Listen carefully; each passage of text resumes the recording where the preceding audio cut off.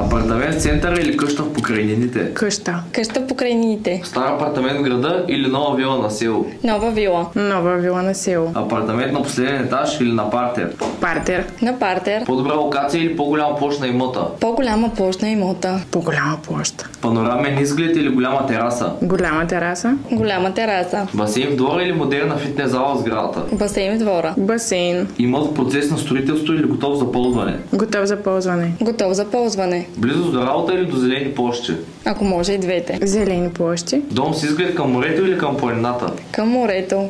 Планината. Да живееш в луксозна палатка на плажа или в малък апартамент в небостъргач? Малък апартамент. Малък апартамент. Луксозен пентхаус в Лондон или вила на гръцки остров? Вила на гръцки остров. Вила на гръцки остров. Ако можеш да си купиш имот навсякъде по света, къде би било?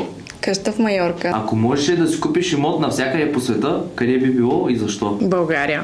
Сам. Не знам. Просто не искам никъде другаде.